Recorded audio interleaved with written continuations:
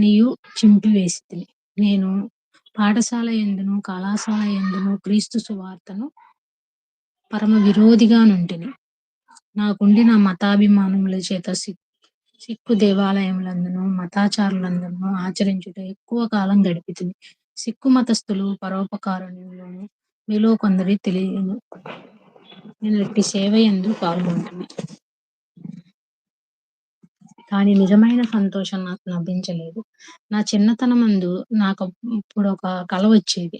నేనొక నేనొక ఎత్తైన కొండను ఎక్కుచున్నట్లుగా ఎంతో కష్టముతోనూ, ప్రయాసముతోనూ దాని శిఖరము చేరగానే ఎవరో నా యొద్దకు వచ్చి నన్ను క్రిందకు పడద్రోసినట్లుగా మరియు పడిపోవుచుండగా వాడి అయిన మొనలుగల రాళ్ళు నా ప్రక్కటెముకలలో బాధను కలుగజేసినట్లుగా నేను కలగని ఏడ్చేవాడిని. కొండపై నుండి క్రింద పడగానే మెత్తగానున్న పట్టు తెవసిల మీద పరుండుట వలన కలుగునట్లు పరమానందం పొందుచుంటిని. కావున కొండపై నుండి పడినప్పుడు కలుగు బాధననుభవించుట లాభకరము అనుకొంటిని. నేను 9 లేక 10 సంవత్సరాల వయస్సు కలిగి ఉండినప్పుడు ఈ కలను కన్నాను. మరలా అనేక సంవత్సరాల పిమ్మట ఇదే కలను కనగా ఒక స్వరము నాతో ఇదే నీ సాక్ష్యం అని చెప్పెను. ఇదంతా భక్తి సింగ్ గారి స్టోరీ అండి. అందరికీ ప్రైజ్ లార్డ్. ప్రతి విద్యార్థి వలెనే నాకెన్నియు ఇహలోక ఆశలు, వాంఛలు ఉండెను. వాటిలో కొన్ని అందమైనవి అయినను వాటన్నిటిలోనూ సాధించితిని వినయముతో చెప్పగలను. నేను తలంచిన తలంపులలో నేదియూ నెరవేరక ఉండలేదు. నా కోరికలు కొనసాగించుటకై నేను చేసిన పలువిధ ప్రయత్నములన్నీయు కూడా కొండ ఎక్కుటతో పోల్చవచ్చును.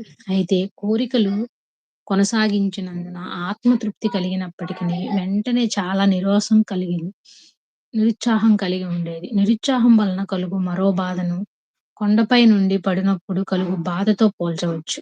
అయితే పట్టు తివాసీల పైన పరుండుట వలన కలుగునట్టి పరమానందం అనుభవించు భాగ్యము నా జీవితం దినము లభించెను. ఆ శుభదినమేదనగా యేసుక్రీస్తు యొక్క ఆత్మయు జీవము నాలో ప్రవేశించిన దినమే. ఇంగ్లాండు దేశమునకు వెళ్లి ప్రపంచమంతయు చూచి గొప్ప విద్యాభ్యాసం నుంచి అన్ని జాతుల వారితో స్నేహము చేసి మతాభిమానం కలవాడినై ఉండవలెనని కోరిక కలిగి ఉంటిని. మరియు మంచి దుస్తులను ధరింపవలెననియు గొప్ప భోజనము భుజింపవలెననియు కోరిక ఉండెను. ఈ ఆశలు నా చిన్నతనములోనే అంతగా లేవు గాని తరువాత క్రమంగా నాలో కలిగెను. వాటన్నిటిని నెరవేర్చుకుంటిని. నేను ఇంగ్లాండునకు వెళ్ళుటకు నా తండ్రికి ఇచ్చినంతయు ఇష్టము లేకపోయెను.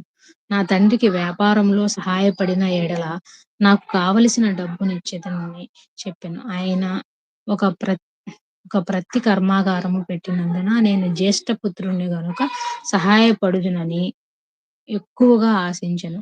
నేను మాత్రం ఇంగ్లాండుకు తప్పక పోవాలని తీర్మానించుకుంటిని. నేను BA పరీక్షనందున ఉత్తీర్ణుడై పిదప తండ్రి నన్ను ఇంగ్లాండుకు పంపనందున నిరుత్సాహపడితిని.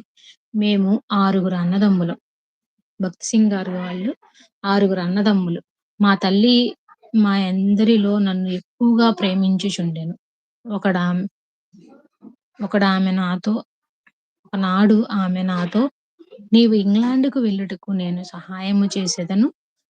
కాని అచ్చటికి వెళ్లి యవనస్తులు తమ స్వంత మతము విడిచిపెట్టుదురని విని భయపడుచున్నాను. కాబట్టి వెళ్ళిన ఎడల నీ మతము నెంత మాత్రము విడిచిపెట్టనని నాతో ప్రమాణం చేయమని చెప్పెను. నేనెందుకు అమ్మా నా మతమును విడిచిపెట్టుదునని నమ్మితివా అని చెప్పితిని. ఆ కాలమందు నేను సిక్కు మతమునందు ఎక్కువగా అతిశయించువాడును. నేనందున అట్లు చెప్పితిని. ఆమెకు నా యందు నమ్మకం కలిగించుటకై నన్ను ఇంగ్లాండు పంపినట్లుగా నా తండ్రిని ఒప్పించెదను. నా తండ్రి వ్యాపారస్తుడు గనుక డబ్బును గురించియు నా తల్లి భక్తి కలిగిందనచి మత విషయమై గూర్చి తలంచిరి. నా తండ్రి కడపటకు నిన్నెట్టులైనను